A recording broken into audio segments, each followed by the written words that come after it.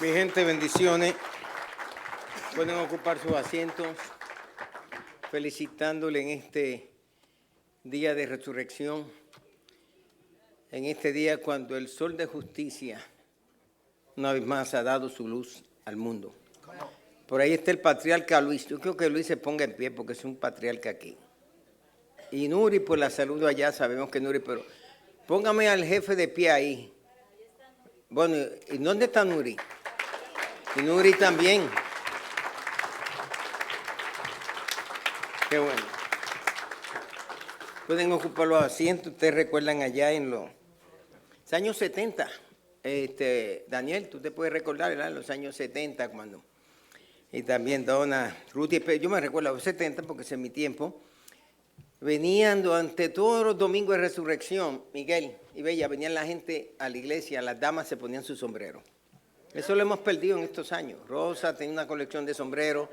Era una costumbre que se tenía que el día del domingo de resurrección, afroamericanas y nosotros, nuestras hermanas y a las nenas, recuerdo cuando a Yané, ahí me le ponía esos sombreritos y no querían esas muchachas, póngase ese sombrero que usted va para la iglesia, no, que no me gusta, se lo va a poner ahora. Y se lo tenían que poner. Pero Amy, ¿tú se lo estás poniendo a la nena? O sea que todo cambió. Tengo el libro de mi hermano David, Trozos del Alma. Es un libro extraordinario. David tiene esa capacidad de escribir. Prosa en sí es poesía. Digo que la poesía, tú la pones en estrofa y la pones en versos. Pero cuando ves la prosa, mete todo en el conjunto. Son géneros que hay. Y David, pues Dios lo ha usado en esto de escribir. Esto es producto de muchos años de trabajo que yo animaba a David. David saca esos escritos donde hay prosa sobre reflexión de la vida, prosa sobre Dios, prosa sobre Puerto Rico, que eres oriundo de allí, prosa sobre el amor, prosas sobre mi madre, que se aplica a diferentes contextos de hijo a madre. Este es un libro bien presentable, bien redactado, bien editado en su propio estilo. Si le interesa, está la parte final. Él se lo dedicó a mi querida madre y ya mismo vendrá otro libro de él que será dedicado a mi padre. Así que animo a David que siga escribiendo, que Dios lo siga usando para su gloria. Y si usted, Dios le ha dado la capacidad para escribir, que escriba, le ha dado un talento como a Jocabet con la danza, a ti te ha dado con la batería, a ti te ha dado con la danza, y a otro, a Dalila le ha dado ese talento con los dramas y todos aquellos que participaron en los dramas. Póngase en pie el que participó en el drama. Bueno, todos participamos, que yo sentado estaba participando, pero los que actuaron en el drama. Hay que darle un fuerte aplauso.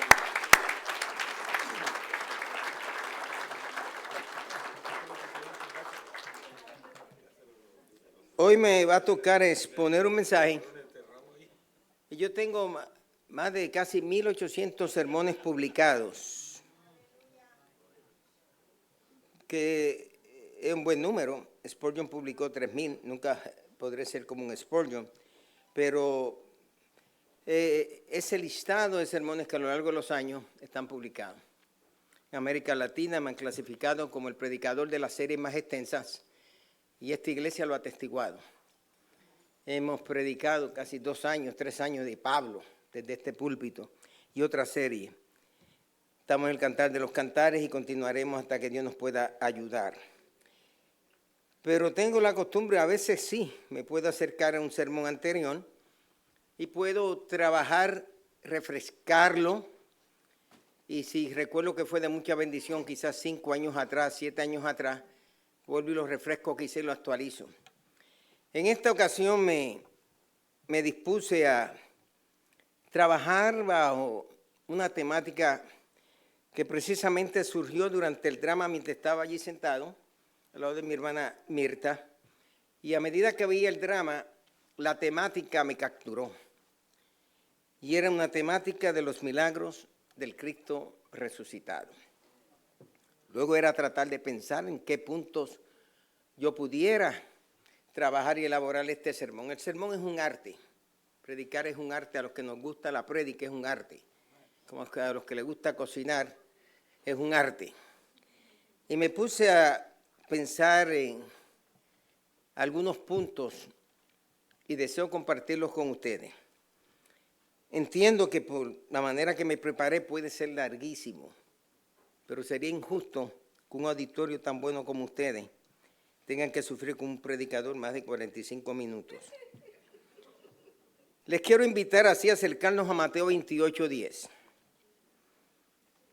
Dice la Escritura, Mateo 28:10, y aunque estoy utilizando este pasaje, no lo estoy utilizando para interpretarlo ilativamente o predicar un sermón textual. Mire una línea más expositiva temática. Entonces Jesús les dijo, no temáis. Y es interesante que es punto con coma. Le quita el punto coma en ortografía, significa que es una oración y que la otra la puedes comenzar con mayúscula. No temáis, id, coma, que no lo lea tan rápido. Las comas significan no vayas ligero y detente un poco. En la lectura hay que seguir estos principios. Cuando predicamos, a veces hacemos unos espacios larguísimos, como yo cuando predico unas paradas, y usted escucha por la radio y usted lo va a ver todo que está pegado. Porque la radio no se puede perder tiempo. Yo edito lo que puedo cerrando espacios, pero tengo una persona que le decimos a Robertito, cierra todos los espacios que veas de más para que todo vaya más unido al oído y usted oye que termina una palabra y me pego la otra, termina una, me pego la otra. Pero si en público se hace, la gente se asfixia. La gente necesita descansar mientras ven al expositor. No temáis, id dar las nuevas a mis hermanos para que vayan a Galilea y allí me verán. De ahí vamos a partir, usted como oyente y yo como expositor, a pensar en esos milagros relacionados con la resurrección de Cristo. Esos milagros de la Pascua, esos milagros del Cristo resucitado. En la vida de Cristo hay tres grandes eventos como hay en la vida de todos los seres humanos. El primer evento de todo ser humano es donde nació, donde murió y quizás donde está sepultado. Tres cosas que son importantes. Saber dónde uno nació, quiere saber dónde nació. Unos nacimos con parteras, otros nacieron en hospitales, unos nacimos en la casa, otros nacieron con una enfermera o un doctor en un hospital. Y luego también pensar dónde murió fulano, cómo murió, de qué murió, a qué edad murió. Y finalmente, ¿dónde está sepultado? ¿Cuál fue su petición final? Que quería ser sepultado en su tierra natal, porque esa tierra le vio nacer, o por la mucha familia, entiérrenme en cualquier lugar, y luego la pelea de la familia, que yo estoy tan acostumbrado a verlo, que lo quieren mucho, la quieren mucho, pero el momento que fallece nadie quiere pagar para el funeral y empieza la famosa pelea en la familia. Están los más baratos que lo quieren cremar para resolver el problema. Pues vamos a cremarlo, se acabó, se resolvió y así se mantiene allá la urna en la casa. Están los otros que se les consigue quizá enterrarlo en New Jersey más barato y no quieren, y me voy a alejar de esto, no sé por qué me metí en esto. Y están los que dicen, bueno, vamos a enterrarlo en Pine Lawn, que es excelente, de altura, de mucho caché, y otros no lo queremos enterrar en un cementerio histórico de la ciudad porque está más cerca para nosotros ir a visitar. La realidad es que van quizás las primeras semanas y a veces no vuelven más en 20, 30 años y se mueren y nunca visitan al ser querido. Jesús nació y lo pusieron en un pesebre, borrando la imagen del pesebre de San Francisco de madera, lo pusieron en un pesebre de piedra donde comían los animales. y lo envolvieron en pañales. Señal que se dio para identificar ese bebé. El que está envuelto en pañales, recién nacido, ahí está. Fue crucificado y murió en una cruz. Versiones alteradas, que cargó la cruz completa, cuando cargaban el travesaño, que le metían los clavos por las manos, cuando era por las muñecas, que lo tenían que vestir cuando los crucificaban desnudos por las evidencias históricas. Pero ¿qué importa? Fue crucificado y murió en una cruz. El carpintero, el que trabajaba la madera, al final se abraza de la madera. Y fue sepultado en una tumba nueva, inacabada en una parte. Y allá en Israel se disputan 2 lugares y hasta 3 lugares de la tumba de Jesús. El Santo Sepulcro, que es la tradición más antigua que va al siglo IV, identificada por Santa Elena, señalada por Eusebio de Cesarea, que muchos estudiamos en el Instituto Historia Eclesiástica, y por otro líder religioso católico de la Iglesia Latina en aquel entonces llamado Macario. Le dijeron a Elena, canonizada posteriormente, fue aquí porque la gente dice que aquí habían 3 cruces.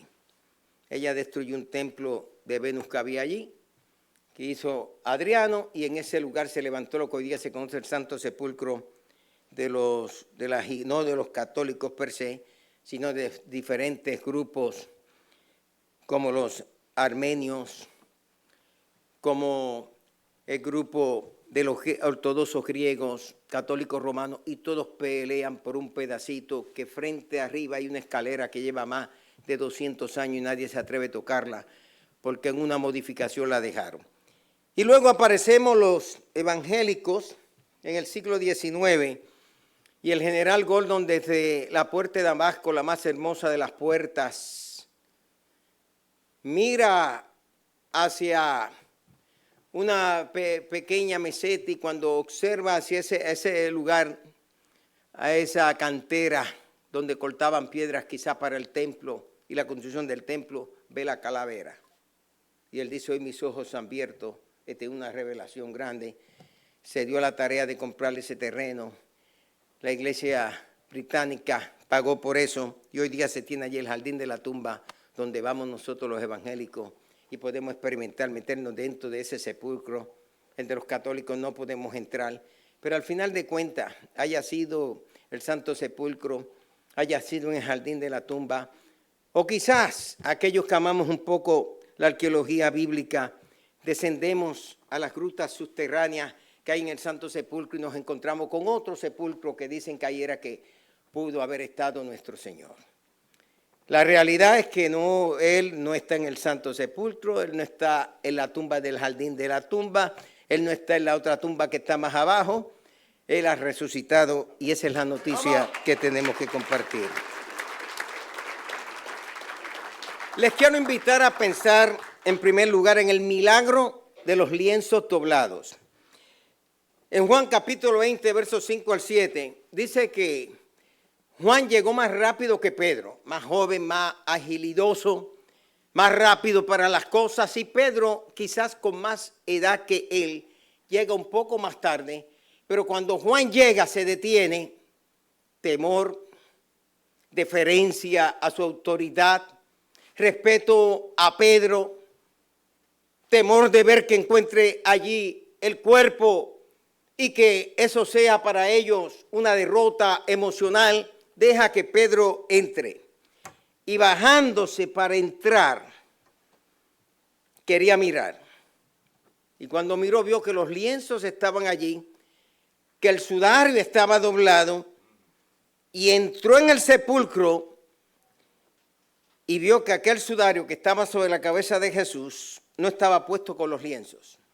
Si dejó los lienzos, el sudario debe estar junto, pero por alguna razón Jesús dejó que el sudario estuviera separado de los lienzos, y es aquí donde quiero que pensemos. Él vio los lienzos. La tradición juanina dice que vio los lienzos solos, vio el sudario, que no estaba puesto con los lienzos.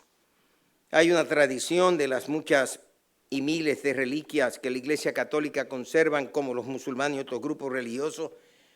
Los que no tenemos reliquias somos los pentecostales y las únicas reliquias que tenemos son de carne y hueso. Que respiran, que hablan, el papá, la mamá o el abuelo son nuestras reliquias. Y buscaron lo del manto de Urín, lo que se le conoce como the Shroud of Turín, allí en la ciudad de Turín, y alguien dijo que ahí estaba la imagen de Cristo, un manto bien puesto que no es lo que la Biblia respalda.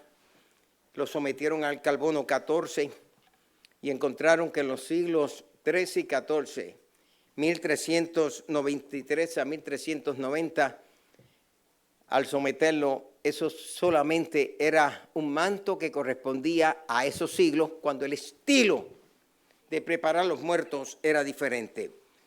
Cuando Lázaro salió de la tumba, salió saltando y se encontraba con las manos y los pies con vendas y el rostro lo tenía puesto en un sudario.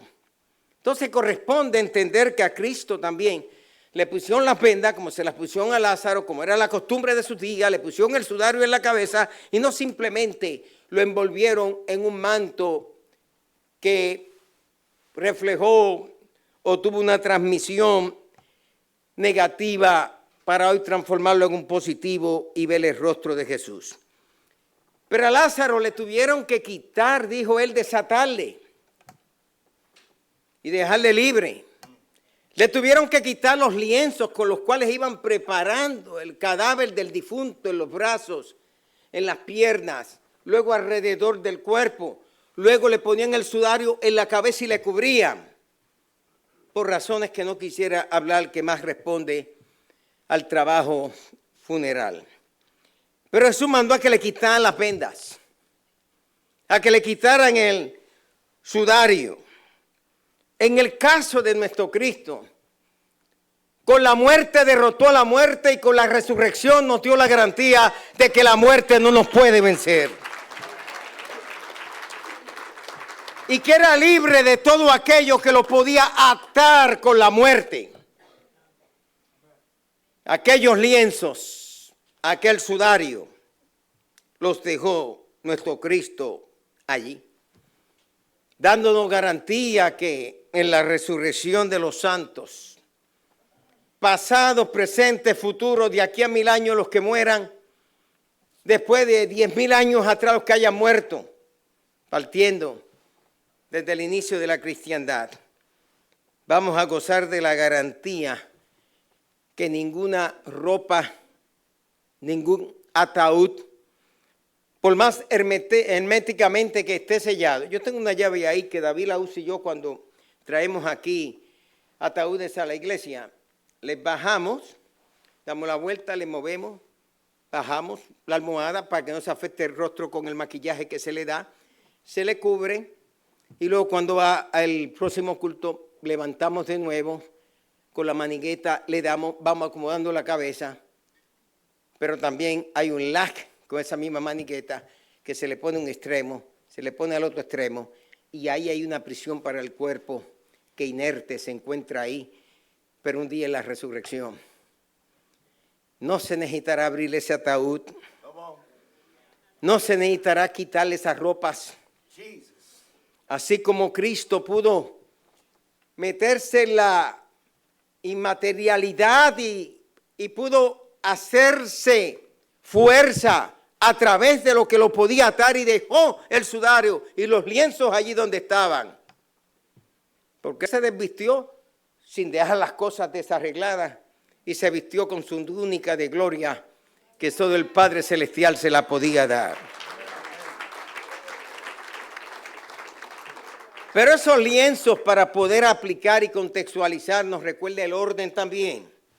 Cuando se escribe el Evangelio de Lucas capítulo 1 versos 1 al 4, Hechos capítulo 1 versículo 1, se les dirige a un tal Teófilo. Y una de las cosas que dice Lucas que muchos han tratado de poner en historia los sucesos que han ido ocurriendo y que son muy verdaderos. Todo lo que vieron desde el principio, lo que enseñó, lo que se enseñó, lo que escucharon de nuestro Salvador Jesús y de los ministros de la palabra. Y después de yo haber hecho muchas investigaciones y haberlo hecho con diligencia, haber hecho mi research, mi investigación, quiero poner en orden todas las cosas y escribírtelas por orden. Oh, excelentísimo Teófilo, cierro la cita. Todo lo que se haga tiene que haber orden en nuestras vidas. Pablo dijo que Dios no es un Dios de confusión, sino que es un Dios de orden. Pablo dijo que pueden profetizar uno por uno, pero aprendan a ser exhortados y no se olviden que los espíritus están sujetos a los profetas. Le decía a Rosa que tengo un amigo mío que es profeta y que tengo que llamarlo para corregirlo y enseñarle algo. Que aunque seas profeta, tienes que saber que tu espíritu, tu carácter, tu persona, tu personalidad, la tienes que sujetar y controlar cuando vas a profetizar. Porque no puedes profetizar en el contexto de enojo en tu vida, porque vas a profetizar con enojo. No puedes predicar con el enojo en tu vida, porque vas a predicar con enojo. Y usted puede percibir cuando hay un predicador que lo que está es peleando con usted. Y usted dice, pero qué diantre yo le he hecho a este predicador, ¿de rayete me está tirando este predicador? Diría yo como puertorriqueño. ¿Qué le pasa a él conmigo? Y le dice a la esposa, pero tú le hiciste algo a él, porque llegó a pelear hoy conmigo, porque no sabe sujetarle el espíritu. El que canta sujeta el espíritu, el que predica sujeta el espíritu, el que enseña sujeta el espíritu. Todo lo que hagamos lo tenemos que hacer con orden. El Señor vio desorden en la creación. Y lo que hizo en la creación, y la tierra estaba desordenada y vacía, y Dios comenzó a poner todas las cosas en orden. Y eso es el libro del Génesis, el libro del principio, y sus primeros capítulos serían los capítulos del orden. Nuestra vida tiene que estar en orden. Veamos la señal del nacimiento de Cristo. La señal del nacimiento de Cristo se echa de ver por los pañales, y lo envolvió en pañales. Y hallaréis al niño envuelto en pañales, acostado en un pesebre. Los pastores fueron específicamente porque tenían una señal. Pero la señal de la resurrección son los lienzos que se encuentran en el mismo sitio donde estaban. O sea, pusieron el cadáver envuelto en los lienzos en ese lugar y cuando llegaron, exactamente esa concha, exactamente esa almeja, exactamente esa cápsula de ropa estaba en ese lugar. El sudario en otro lugar. Mi Cristo que se levantó doblado el sudario, quitado la cabeza, bien doblado, pero no estaba juntamente donde está el resto de los lienzos. Lo separó, indicando que aquel no solo tuvo la autoridad de poder salir de dentro de esos lienzos y vestirse con su gloria, pero también pudo hacer su primera acción, que era mover aquel sudario de donde estaba y ponerlo donde él quería ponerlo. Lo segundo que les invito a reflexionar, y al final voy a terminar con lo primero que Rosa me dio mientras manejábamos, es ver el milagro de la tumba vacía. Marcos 16, versos 5 al 6, dice que cuando ellos entraron al sepulcro, vieron a un joven que estaba sentado a la derecha. Significa que el sepulcro, si hoy entramos al que está en el jardín de la tumba, veámoslo de esta manera. Uno va así derecho, aquí hay un sepulcro que se terminó, aquí hay uno que no se terminó, como una salita entre medio. Ahí estaría ese joven con una larga ropa, que con solo saber que tenía una larga ropa y con solo saber la manera como estaba vestido, aunque no nos dice que estaba de blanco en este momento, en otras ocasiones se describen, dice que ellos se espantaron. Pedro con Juan. Mas aquel joven ángel le dijo, no os asustéis, buscáis a Jesús el Nazareno, el que fue crucificado, ha resucitado, no está aquí. Y miren el lugar donde le pusieron. Cuando Jesús murió hubo un gran terremoto.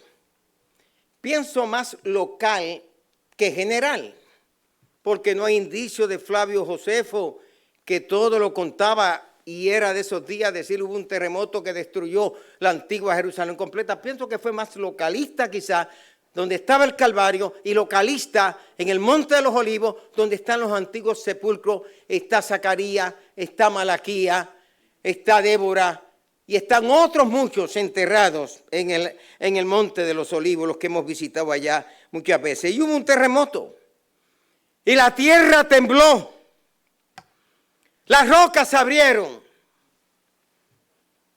se partieron y se abrieron los sepulcros, muy probablemente del cementerio que está a la falda del Monte de los Olivos.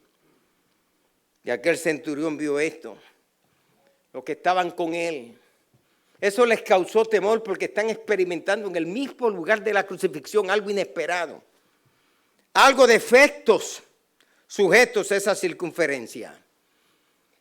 Pero cuando Jesús resucitó, es que a él le gusta hacer las cosas con ruido. No sé si me está siguiendo. Si no, yo lo sigo a usted.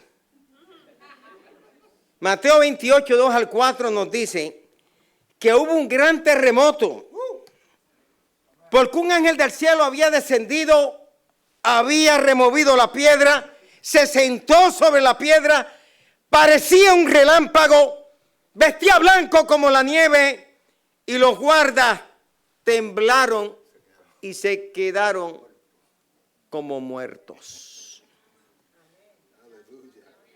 Si hubiera sido, los discípulos hubieran celebrado un ángel. Si yo les digo que ahora mismo va a entrar por esa puerta un ángel vestido de blanco, que parece un relámpago, y que esto se va a sacudir porque ese ángel va a entrar ahí, se va a sentar aquí en la silla pastoral, por lo menos la mía, o se va a sentar en alguna de las sillas o al lado suyo. Aquí se levanta esta iglesia hoy y se alborota que esta comunidad va a decirle: esa gente está locos. Sin embargo, aquellos que no están preparados para ver las revelaciones de Dios se asustan cuando ven al Espíritu Santo moverse, se asustan cuando ven la presencia de Dios manifestada en medio de nuestros cultos revoltosos pero bendecidos pentecostales. El primer terremoto nos habla del luto. El segundo terremoto nos habla del triunfo sobre la muerte. Allí Cristo levantó esa gran bandera de victoria en su propia vida y ahí se proclamó el gran mensaje: ha resucitado, no está aquí. El apóstol Pablo, que es el primero que escribe en la tradición del Nuevo Testamento, 2/3 partes del Nuevo Testamento son escritas por Pablo. El doctor Felipe y pastor Felipe leía Hebreos y muchos compartimos con él que Hebreos tuvo que ser escrito por Pablo. Esa expresión por tanto, usted va a ver en Hebreo de continuo, por tanto, esa era la muletilla de Pablo, por tanto, por tanto, por tanto. Y Pablo Aceituno me dice: pastor, yo sé cuál es su muletilla. Y todos tenemos algo que repetimos más que otras cosas. Hay unos que tienen unas muletillas que enferman. Y aleluya, y gloria a Dios, bendito el Señor, bendecidos hermanos, alabo al Señor, gloria sea al Señor. Y para gloria al Señor, bendito el Señor. Y tú dices: mira, ya habla. Pablo me dice que mi muletilla es siempre decir: esto está interesante, hay algo interesante, está muy interesante. Entonces, quizás no sea interesante para los demás, pero es interesante para mí. Pablo nos da un bosquejo, no para predicarlo yo, sino para citarlo. En el bosquejo de Pablo, que quizás lo pueda poner en 4 puntos, pero es parte del sermón. Su primer punto sería que si Cristo no resucitó, vana y vacía sería nuestra fe y de nada serviría nuestra predicación. 1 Corintios 15, 14, y si Cristo no resucitó, entonces vana es nuestra fe y nuestra predicación. Cierro la cita. Tu segundo punto sería, si Cristo no resucitó, no tendríamos testimonio. A veces pensamos que el testimonio es acerca de nosotros y especialmente los de tradición pentecostales como nosotros. Los pentecostales basamos más el testimonio en nosotros. Yo empecé dando el testimonio, escribiendo el testimonio, haciendo caricaturas o paquines del testimonio. Porque en esos días comenzábamos con el testimonio.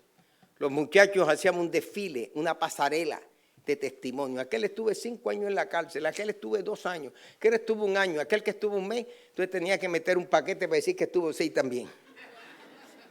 Porque no se podía quedar fuera. Si Cristo no resucitó, no tendríamos nosotros testimonio.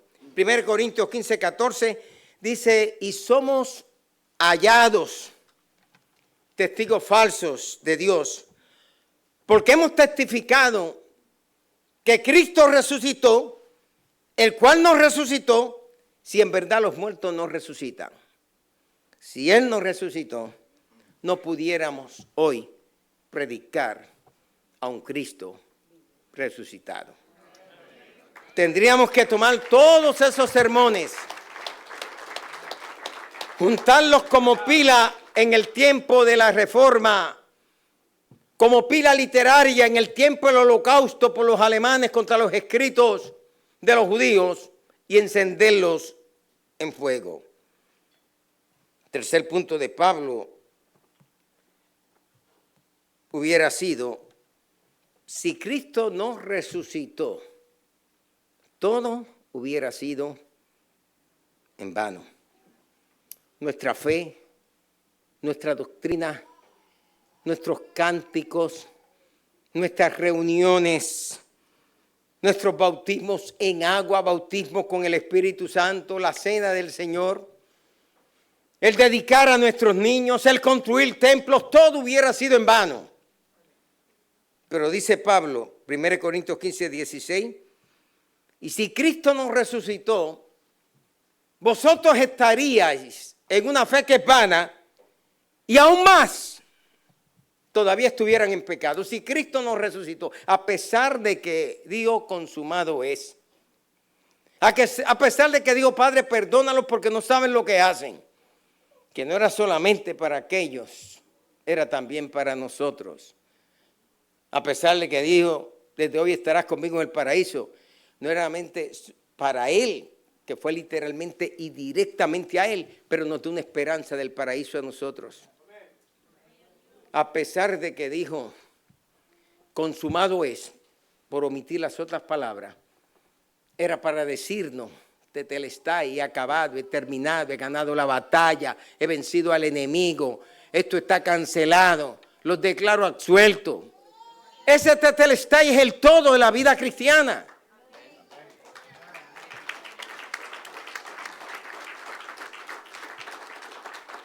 Si no hubiera resucitado, el contrato no se hubiera sellado.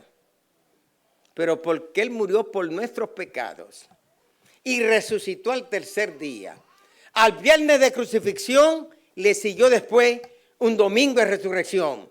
Al viernes de la tarde oscura le siguió un domingo de amanecer. Nuestro pastor, reverendo Juan Ramón Ortiz, el que fundó esta iglesia, que no fue Rosanillo, nosotros entramos a pastorear lo que el pastor comenzó. Esta iglesia la fundó el reverendo Juan Ramón Ortiz. Muchos de ustedes no saben ni quién es él. En aquel entonces se decía la iglesia de Monchito. Hoy día dicen la iglesia de Quitín y de Rosa. Pero era la iglesia de Monchito. Un ministro extraordinario. Cuando usted pasa por esa puerta al salón de conferencia, hay una plaquita que ahí dice Salón de Conferencia Obispo Doctor Juan Ramón Ortiz. Cuando usted va a la acera y mira una placa en bronce, dice que el doctor Juan Ramón Ortiz fundó esta iglesia. Pero Pablo llega a su cuarto punto. No me han puesto una musiquita, pongo una musiquita ahí de qué sé yo qué, de la pasión o algo, porque me fui en blanco. Yo creo que me iba a poner la musiquita como todos los años, pero sí. No, Rosalín, tírale ahí a ver si te conectas allá con la musiquita de la pasión que tú usas, pero bajito por ahí. El cuarto punto de Pablo, que eso es otro sermón, Miguel, ¿verdad? Es otro sermón dentro de un sermón. Habla de que Cristo resucitó para tener la inmortalidad de su cuerpo. Romanos 6, 8 al 9 dice, y si morimos en Cristo, también viviremos con Él. Literalmente, cuando muera, voy a vivir con Cristo. Pero si muero a los pecados, también resucito en la nueva vida que Cristo me puede dar. Sabiendo que Cristo, habiendo resucitado de los muertos, y esta sentencia, Oneida, diría un puertorriqueño, es brutal. Habiendo resucitado de los muertos, digan todos conmigo, hagan eco, ya no muere. Wow. Esa es la gran esperanza para nuestra vida. Que la muerte no se pudo enseñorear más de Él. Y un día también nosotros habremos de resucitar y la muerte no se podrá enseñorear más de nosotros. Canceló la muerte, vamos a cancelar un día la muerte. La muerte no lo pudo vencer para siempre. El sepulcro no lo pudo digerir. Y dice Hechos 2, versos 24, Nueva Biblia Vida. Pero Dios lo soltó de los horrores de la muerte. Y ahí pensamos no solamente en que entregó su alma y su espíritu, y que allí estaba alma y espíritu, y estaba la divinidad, estaba la deidad. Pero los horrores de la muerte horroriza, mete temor, pero lo soltó de los horrores de la muerte. Y eso era una combinación del Padre, el Espíritu Santo, del Hijo trabajando contra la fuerza de la muerte y la fuerza del mal. No había gusano que pudiera producirse en vida en ese cuerpo. Y le devolvió la vida, porque la muerte ya no podía mantenerlo por siempre bajo su dominio. Cierro la cita. Qué glorioso es pensar. Padre, en tus manos encomiendo mi espíritu. Y cuando va a amanecer, él esperó amanecer. Él podía inmediatamente, cuando llegaron a prepararlo y lo tomó José de Arimatea y Nicodemo y le dan la primera preparación para ponerle los lienzos, y luego vienen las mujeres también de nuevo a ungir el cadáver, todo en menos de 24 horas. Él podía estarles esperando. ¿Qué hacen con eso? Váyanse de regreso. Ya yo resucité. No, él estaba esperando que amaneciera, porque Él es el sol de justicia.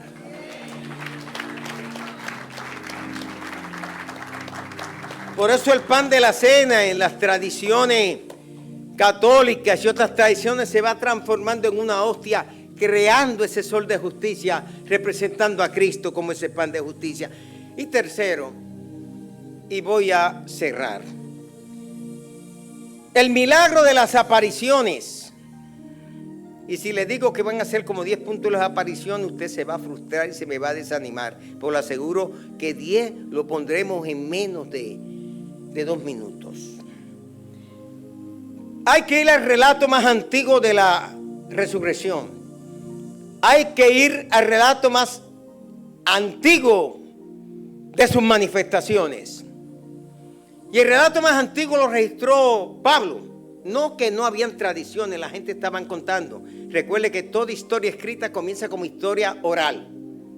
Si cada uno de ustedes quiere escribir un libro de su familia, todos tienen una historia oral que se habla de la familia. En 1 Corintios capítulo 15, versos 3 al 8, Pablo dice: porque primeramente os he enseñado lo que asimismo recibí.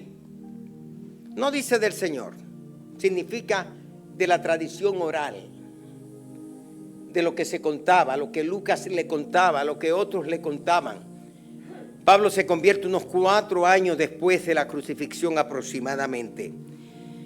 que Cristo Jesús murió por nuestros pecados conforme a las Escrituras, que fue sepultado y resucitó al tercer día, conforme a las Escrituras. Pablo dice, murió por nuestros pecados conforme a las Escrituras, resucitó conforme a las Escrituras. En otras palabras, si tengo que presentar un habeas corpus, tengo que dar evidencia ante un juzgado, le busco las evidencias de lo que dijeron los profetas, que él iba a morir por nuestros pecados y las evidencias de que él también resucitaría. Salmo 118, no me moriré, sino que viviré y contaré las grandes obras que Jehová ha hecho por mí.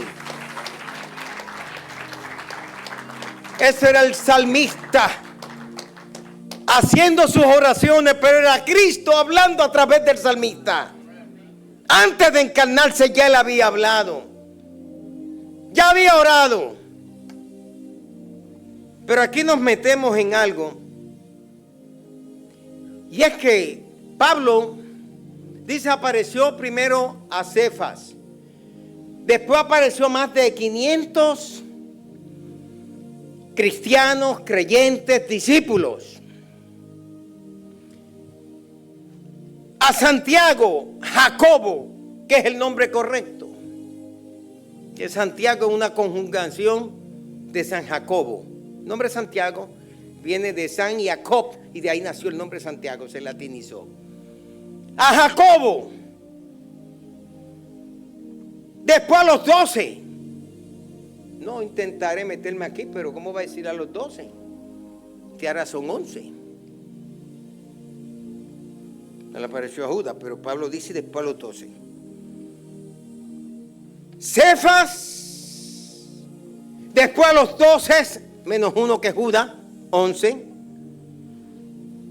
Después apareció a más de 500 hermanos a la vez. Wow. Y Pablo decía, muchos viven aún y aún otros están muertos. Pablo conoció a muchos de esos 500 que le decían, yo lo vi resucitado. Mi papá lo vio, pero mi papá se murió. Así que tenemos testimonios nosotros para creer en la resurrección. Después apareció a Jacobo. Y en puntos suspensivos, y al último, como un abortivo, se me apareció a mí. Pablo dice, al último, como aquel que no estaba destinado a nacer o que nació fuera de tiempo. Creo con todo mi corazón que después de Pablo haber visto a Cristo resucitado, no hay nadie sobre la faz de la tierra que me puede decir que vio a Cristo resucitado. Puede haber tenido visiones de Cristo, pero ese Cristo resucitado, Pablo dice, al último como un abortivo se me apareció a mí. Pero Pablo, ¿por qué tú no mencionas a las mujeres que vieron a Cristo resucitado antes que Pedro y Juan? Pablo, ¿por qué tú no mencionas a María Magdalena? Y no mencionas a la otra María, ni a la otra María, que fueron testigos de la resurrección de Cristo. Pablo me diría, mira Quitín, dímele a la IPJQ, que yo sí sé que estas mujeres lo vieron resucitado. Pero en la época que yo estaba viviendo, el testimonio de una mujer no tenía validez legal. Y yo estoy citando gente ante un juicio que haya con validez legal. Gracias, Pablo.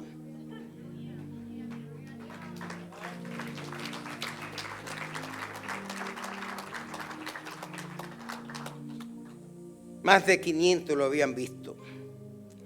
Se le apareció a Jacobo. Y según Juan 7, versos 2 al 5, sus hermanos le dijeron, sal de aquí y las obras que tú haces, vete y hazlas en Judea. Porque si alguien procura hacer algo, no lo debe hacer en secreto. Deja ya de estar jugando al Mesías. Si estas cosas de Mesías está haciendo, mira, ya manifiéstate al mundo. Y termina Juan diciendo en el versículo 5 Juan 7:5, porque ni aún sus hermanos creían en él. Forma pentecostal evangélica, ni aún sus hermanos tenían fe en él de que él era el Mesías.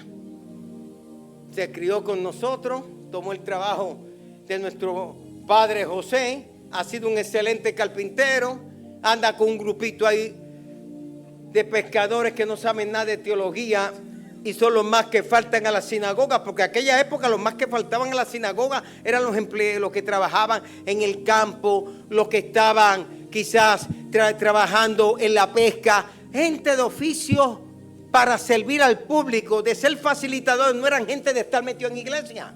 Como hoy día los más que van a la sinagoga son los judíos ortodoxos religiosos que no fallan. El resto de los judíos se van de vacaciones, y aquellos que no son muy devotos en nuestra tierra en la Semana Mayor se van de vacaciones. Ya están haciendo el paquete de vacaciones, porque ni aun sus hermanos creían en él. Felipe un día le puede contar la tradición que tiene Eusebio de Cesarea de cómo él, Jacobo, según la tradición, un rabino en el templo, te demuestra en Hechos, en los últimos capítulos, toma la fuerza dentro de la iglesia y se transforma en uno de los 3 fuertes de la iglesia por encima de los otros 2. Jacobo cabían el mayor y el menor, el macro y el micro. Tiene un encuentro con Jesús, y ese hermano que no creía en él llega a creer en él, y por causa de él otros hermanos como Judas y Simón llegan a creer en Jesús como el Mesías. Jesús venía de una familia por lo menos de 8 personas. Pablo hace esta declaración. El milagro de la resurrección se ve más o menos en 11 manifestaciones. Conversó con María Magdalena, se dejó tocar por las mujeres, se le manifestó a Pedro y a Juan, se presentó en el aposento alto, en el cenáculo, donde quiera que haya estado, porque hay 4 tradiciones de cenáculo allí en Israel. Teodoro, está el que vamos donde está el aposento alto y la tumba de David, ahí llevamos a la gente. Pero la iglesia de los 2, Jacobo, el mayor y el menor, dice que allí era el cenáculo. La iglesia siriaca de los sirios dice que allí era el cenáculo, y afuera de la muralla, por la puerta de Sión, está el otro cenáculo. Hay 4. Si fue en aquel, si fue en aquel, si fue en aquel, no nos importa. Jerusalén fue destruida más de 26 veces y reclamar algo es imposible. Lo importante es que estando en el cenáculo, donde tuvo la última cena, donde lavó los pies, donde le dijo a Judas: lo que vas a hacer, hazlo pronto. Que siempre me llama eso la atención, porque nosotros le hubiéramos dicho a Judas: mira, hipócrita, ya tú lo que has hecho es estarnos vendiendo. Tú ya ofreciste, te ofrecieron, aunque no me querías vender, entregarme gratis, que él fue a entregarlo. Pero ellos, para que no se eche para atrás, le ofrecieron 30 monedas de plata, como ofrecieron los amalecitas, los madianitas, corrijo por José, 20 monedas de plata. Dieron 10 monedas más por encima por nuestro Señor. Pero en ese entonces, aquel entonces, era un precio de un esclavo. En la época de José, un esclavo valía, buen esclavo, valía 20 monedas de plata. Y en la época de Jesús, un buen esclavo valía sobre 30 monedas de plata. ¿Y que era un buen esclavo? El que sabía leer, el que sabía escribir, el que era joven, el que era fuerte, el que era educado, el que tenía buena apariencia física. Apareció las puertas cerradas y consoló a los discípulos. Anduvo y caminó con los peregrinos de Maús cuando van hacia Maús y conversa con ellos. Uno de los diálogos más extensos de la resurrección. Llega y se queda con ellos, y cuando parte el pan dijeron: este es el Señor. La gente sabe cómo sus líderes hacen las cosas. El que me conoce a mí, muchas veces yo le saco al pan lo que está dentro y al pollo le quito el pellejito. Y usted dice: ese es el plato del pastor, porque le quitó el pellejito de afuera. anduvo y estuvo con ellos. Se le presentó a Simón, aunque la realidad es que cuando llegó Simón en ese momento estaba la tumba vacía, pero como Pablo dice que se le presentó a Cefas, nos añade algo. Vuelve al aposento alto. Tomás faltó al culto el domingo anterior y cuando se lo dicen, dice: yo no lo puedo creer si no meto mis dedos en su herida. Tomás nos representa a todos nosotros, que yo no puedo creer lo que pasó en la iglesia la semana pasada. Pues ven el próximo domingo que tú vas a ver lo que puede suceder en la iglesia. Y cuando Tomás llegó, allá apareció él de nuevo. Esta vez no apareció para alimentar la fe de los otros 10, sino alimentar la fe de Tomás. Mete tu dedo en mis heridas. Yo no soy un espíritu. Le da las evidencias de una resurrección corporal con cuerpo glorificado. No seas un incrédulo, sea un creyente. Esto es por fe. Esto no es que analizo. La mente no se puede meter. Sí la usamos, sí razonamos mediante el ejercicio teológico, pero al final de cuentas creo en Cristo, creo en la resurrección, creo en el bautismo del Espíritu Santo. Creo que hay vida más allá de la muerte, porque es un asunto de fe y la fe va por encima de la razón en asuntos religiosos. Luego volvió y se le presentó a 7 discípulos en el mar de Tiberias. Juan es el único que lo llama mar de Tiberias. Los demás lo llaman mar de Galilea, lago de Genezaret. Y allí habían 7 discípulos y allí se les presentó. Luego se presenta y ordena a la gran comisión: ir por todo el mundo, predicar este evangelio a toda criatura. El que creyere y fuere bautizado será salvo. Y finalmente, Hechos 1:8, estando en presencia de muchos, 2 ángeles estaban entre la multitud. Dijo esas palabras mientras iba ascendiendo al cielo. Y en la iconografía católica o de otras fe religiosas, nosotros no usamos iconografía religiosa. No dependemos de la iconografía para orar. Ellos dependen de la iconografía para orar, para rezar, ver en sus templos que se parece al cielo. Nosotros no queremos que el templo se parezca al cielo. Nosotros queremos estar en el cielo que está dentro de nuestras vidas.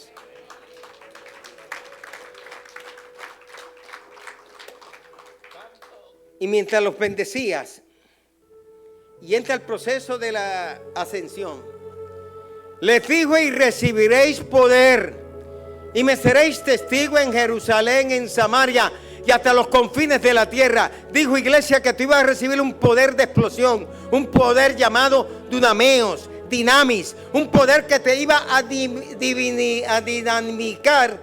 dinamizar para que tú hagas grandes cosas para el reino de Dios. Ora con el poder de Pentecostal. Predica con el poder de Pentecostal. Subió en una nube, se auscultó en una nube, y aquellos 2 varones ángeles dijeron: este mismo Jesús que de vosotros ha sido tomado al cielo, así lo veréis llegar del cielo en una nube. Y un día se dirá que todo ojo lo verá, y el mundo tendrá que ver, no al Cristo visión, sino al Cristo resucitado. Cierro con este 4º punto. Juan 21:6, el milagro de la pesca milagrosa. Dijo: echad la red a la derecha. Juan 21:6. Entonces le echaron y ya no la podían sacar por la cantidad de peces. El Señor les dio orden: vayan a Galilea. Ellos se fueron a Galilea. En Galilea aparecen solamente 7 discípulos. Entre los nombrados, Pedro, Natanael, los 2 hijos de Zebedeo. 5 son nombrados, pero hay 2 que no sabemos quiénes son. Son 7, se nombran 5. Hay 4 que están desaparecidos. Hay dos que están en anonimato. Esos dos nos representan a muchos de nosotros, que a veces somos como anónimos, que a veces algunos no nos toman en cuenta. El escritor pudo mencionarlos, ¿por qué Juan no los mencionó? A Juan no le interesó mencionarlos a ellos. Y a muchos de nosotros caemos siempre en el listado de los anónimos. Radiovisión tenemos muchos anónimos que apoyan la emisora, muchos anónimos que ofrendan. En nuestros maratones, Lisbeth está aquí, son muchos los que ofrendan anónimamente. En la iglesia también tengo algunos diezmadores o tenemos anónimos. Esos ponen el sobre, anónimo. Dan donaciones, anónimas.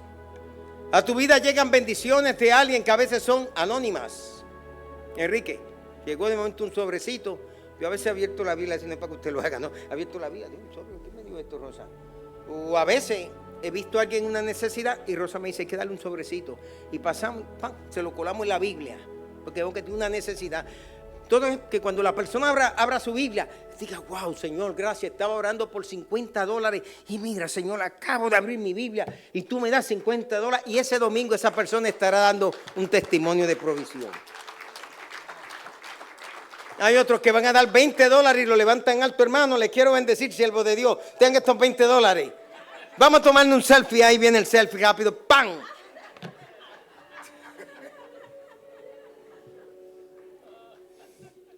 Jesús los ve que están pescando, porque Pedro llegó a la playa y parece que se aburrió, Olga, y le dijo, vamos a pescar.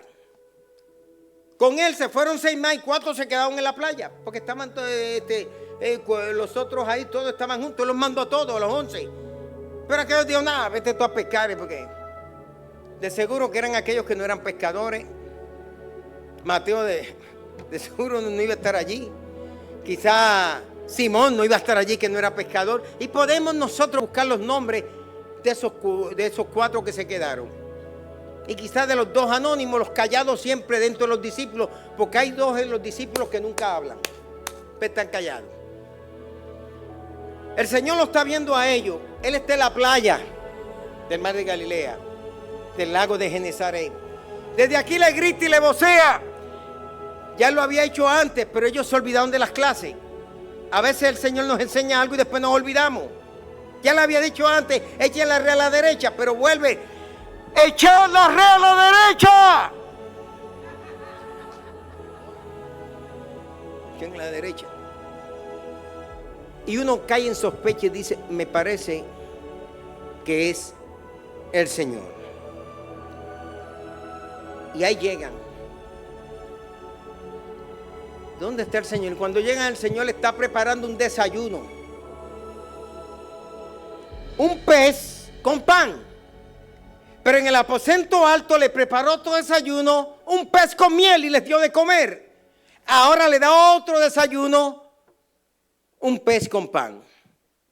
Recordándole de la misión de ellos, que tenían que ser pescadores de hombres, que tenían que ganar almas para el reino de los cielos, almas para el gran mar del reino celestial. Y pan, porque Jesús es el pan de vida, el agua de vida.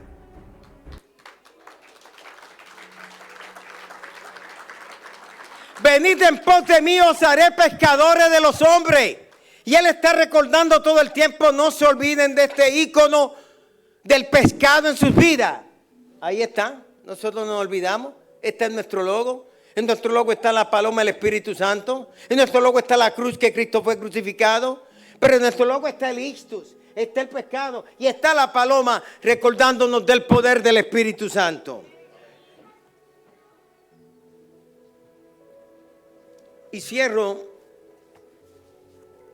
para darle paz mental y descanso a ustedes. Cuando el predicador hace así, la gente dice, te lo dije que él va a acabar la hora. Lo último, quinto lugar, el milagro de la sesión. Y comenzó a ascender delante de ellos. Primero dice en Betania. Betania Beth-Jaén está en el Monte de los Olivos, los que hemos estado. Yo he estado 35 veces en Israel. Conozco Israel como las palmas de mis manos. Un país chiquito, ¿no? Y allí ascendió delante de ellos. Allí él le dio palabras y dice que ellos se fueron entonces a predicar y a proclamar las buenas nuevas. Allí despertó la pasión del evangelismo en sus vidas. Rosa me dijo mientras veníamos, empezó a conversar conmigo, a rumiar conmigo, a veces conversamos, como hacemos los predicadores, y la primera oyente a veces ella, cuando no está muy cansada, pues yo practico un poquito con ella. Y me dice, fíjate, Quitín, es que hay que resucitar a muchas cosas. ¿Qué nos recuerda la resurrección, hermanos queridos? Que hay muchas cosas que están muertas en nuestra vida y deben comenzar a resucitar. Hay matrimonios muertos y deben resucitar y dejar atrás los lienzos y el sudario de las peleas y de los enojos. Hay familias que están muertas en el sepulcro. Hay personas que ya hieden casi como Lázaro. No, Señor, porque hiede ya. Está bien, haz lo que tú quieras, pero el olor es insoportable. En Cristo nada hedía, en Lázaro todo hedía. Pero él se levantó, dejó atrás ese nuevo vestido que le habían dado. Le quitaron la túnica de una sola costura. Lo vistieron de púrpura y le quitaron la túnica de púrpura. Lo dejan desnudo. Y la tradición, pues, lo lleva cubierto. Y es crucificado. José venía con una túnica de colores.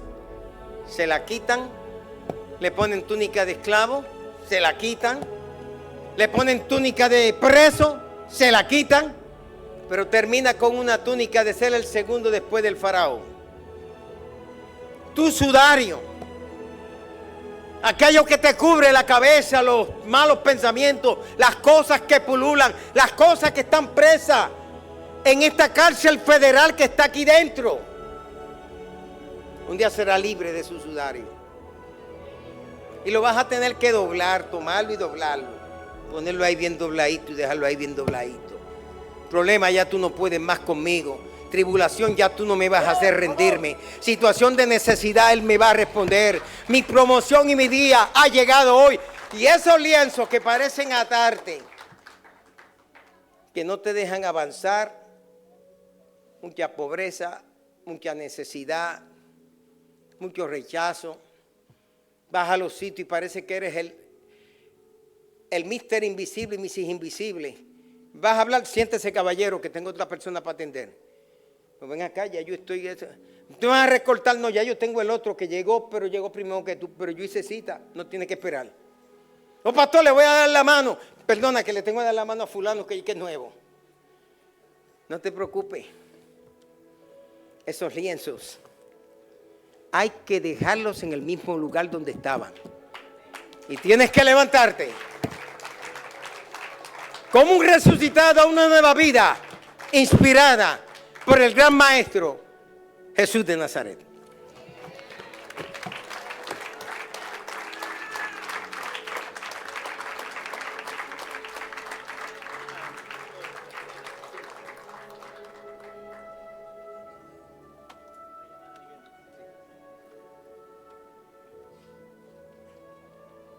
Sí, vamos a